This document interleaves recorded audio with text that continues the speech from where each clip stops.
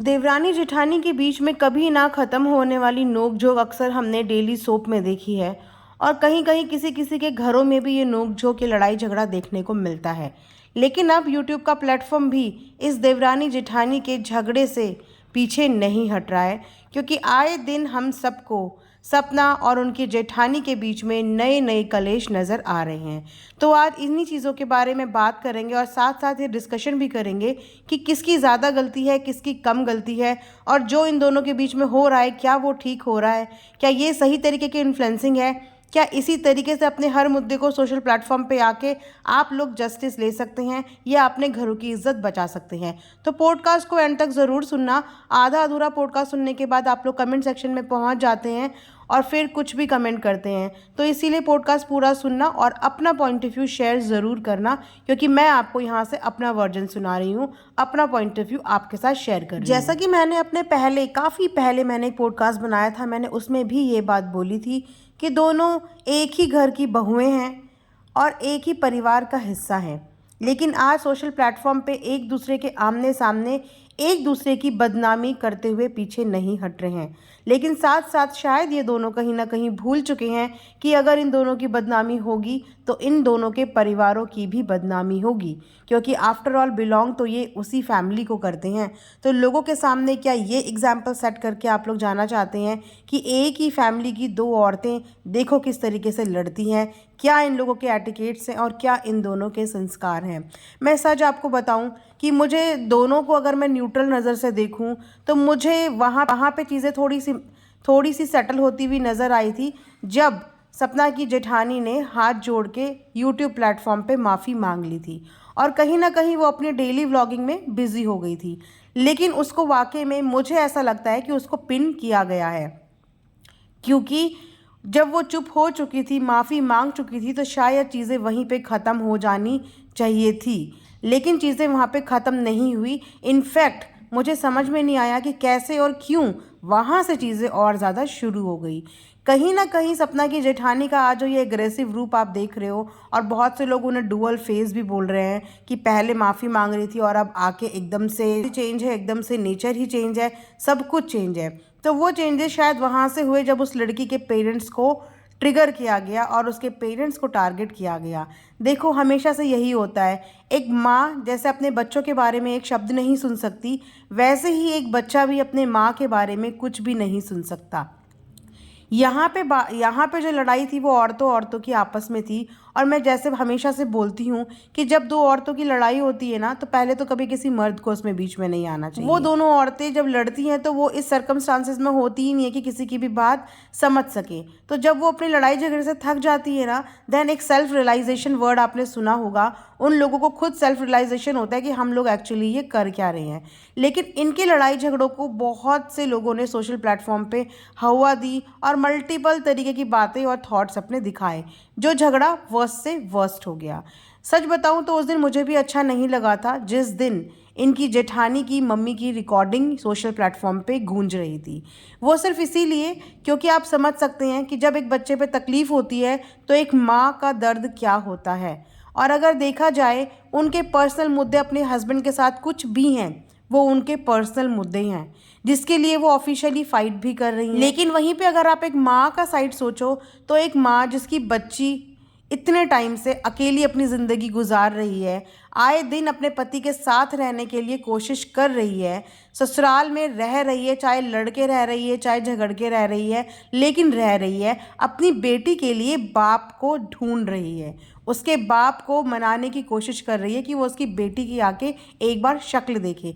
तो ऐसी माँ का टूटना जायज़ है। शायद अगर हम अपनी जगह, इनकी जगह अपनी माँ को लेके बैठें और हमारे साथ ऐसा हो, तो हमारी माँ के मुंह से भी यही चीज़ें निकलेंगी, गुस्से में निकलेंगी। माँ की गालियाँ और माँ का गुस्सा कभी भी बच्चों के लिए खराब या नुकसान नहीं देता।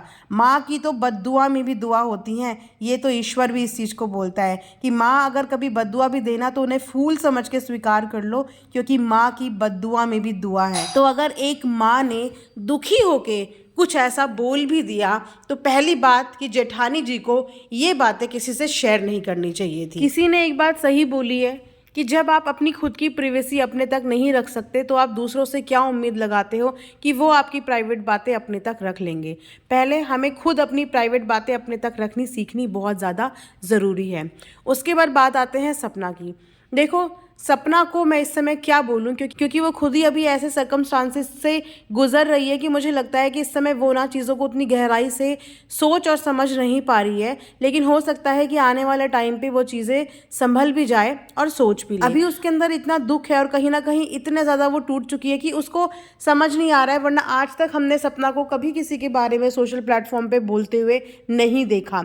लेकिन सपना ने भी उनकी रिकॉर्डिंग और उनकी वीडियो जो अपने चैनल पे चलाई, वो चीज़ भी उनकी गलत थी। अब पता नहीं कि ये आइडिया किसका था या उन्होंने किस सर्कमस्टांसेस पे आके वो सब किया, लेकिन वो भी एक गलत बात थी। ज़ुबान की बातें ज़ुबान से होनी चाहिए। मैं हमेशा से बोलती हूँ कि जब आपकी किसी से मुँहजोरी हो रही है, मुँह की बात हो रही है, तो आपस में मुँहजोरी करो, मुँह की बातें करो। किसी को भी ये सब चीज़ें, पर्सनल चीज़ें सोशल प्लेटफॉर्म पे आके ना लीक करने की ज़रूरत है और ना ही शेयर करने की ज़रूरत है। बस मुझे लगता है कि वहीं से चीज़ें ख़राब हो गई। रेखा के माइंड में ये आ गया कि मेरी मम्मी पापा को ड्रैग किया गया, मेरे मम्मी पापा को सोशल प्लेटफॉर्म पे आके गाली पड़वाई गई। अपने लिए शायद एक इंसान गालियाँ सुन भी लेता और वो सुन भी रही थी, उसने माफ़ी तक मांग ली थी, लेकिन अपने मम्मी पापा के लिए वो सुन नहीं पाई। वहाँ से वो लोग रुके नहीं और इन सब बीच में सपना भी कहीं ना कहीं फंस गई, क्योंकि सपना को भी, जैसे कि मैं बोल रही हूँ कि इस समय चीज़ें समझ में नहीं आ रही हैं। उसके अंदर जो गुस्सा है, नाराज़गी है, वो उसका तरीका है अपनी नाराज़गी जाहिर करने का। लेकिन मैं फिर से यही बोलूँगी, आप दोनों को ही, कि आप दोनों एक ही घर की बहुएं हो, आपके अंदर जो भी मनमुटाव है इस सोशल प्लेटफॉर्म से बाहर, उसको सॉल्व करने की कोशिश करो। मैं बता रही हूँ कि अगर रेखा एफर्ट्स कर रही है तो मैं ईश्वर से यही प्रार्थना करूँगी कि उसकी टूटी हुई गृहस्थी बस जाए, जम जाए। क्योंकि किसी का भी टूटा परिवार ना, मैंने हमेशा से बोला है कि औरतों को और मर्द को अलग नहीं करता है, औरत और मर्द को अलग नहीं करता है, बच्चे को अलग कर देता है। तो उस बच्चे के लिए मैं यही प्रार्थना करूँगी कि उस बच्चे को माँ और बाप दोनों का प्यार मिले। वो बच्चा ये हक रखता है। और जो भी इनके पर्सनल मैटर हैं, ये वाईटी से बाहर जाके उनको ऑफ कैमरा सॉल्व करने की कोशिश करें। सॉल्व नहीं भी हो रहा है तो सोशल प्लेटफॉर्म पे एक डिग्निटी के साथ अपनी अपनी व्लॉगिंग करें। यही दोनों के लिए अच्छा होगा और यही बाकी सबके लिए अच्छा होगा, क्योंकि हर किसी का अपना एक फेवरेट क्रिएटर होता है और जब इंसान का कोई फेवरेट होता है तो हर बंदा अपने फेवरेट क्रिएटर का ही सपोर्ट करेगा। तो यहाँ पे डिवाइड हो जाएंगे, ऑडियंस आपस में लड़ रही हैं। बताओ, नवरात्रों के इतने प्यारे टाइम पे, इतने मतलब पूरे साल हम इस नवरात्रों का इंतज़ार करते हैं, उस टाइम पे आके सोचो दो औरतों के बीच में, औरतों के बीच में झगड़े चल रहे हैं। माता रानी भी क्या सोच रही होंगी कि बताओ, मेरी बनाई हुई धरती पे मेरे बनाए हुए मनुष्य आज एक दूसरे के ऊपर किस तरीके के आरोप लगा रहे हैं कि इंसान शर्मिंदगी से ना डूब के मर जाए। मतलब अपने कान बंद कर लो, ऐसी स्थिति हो रखी है इस समय। कोई रो रहा है, मतलब मत करो यार, इतना प्यारा टाइम चल रहा है, सबके घरों में खुशियाँ होनी चाहिए, माता रानी की आरती होनी चाहिए, हंसी खुशी का माहौल होना चाहिए। गलतियाँ सबसे होती हैं, माफ़ी मांगने वाले बनो और माफ़ करने वाले बनो, सब चीज़ें सॉल्व हो जाएंगी। सबको मौका दो और खुद को भी मौका दो, सब चीज़ें अपने आप सॉल्व हो जाएंगी। तो ये था फ्रेंड्स मेरा एक नज़रिया। हो सकता है कि आपका मेरे से डिफरेंट हो, लेकिन आपकी हर नज़रिए की मैं दिल से रिस्पेक्ट करूँगी, इसलिए कमेंट सेक्शन में आप लोग ज़रूर बताना। मिलते हैं नेक्स्ट वीडियो में, तब तक अपना ध्यान रखिए। Thanks for watching earth mom Dehradun.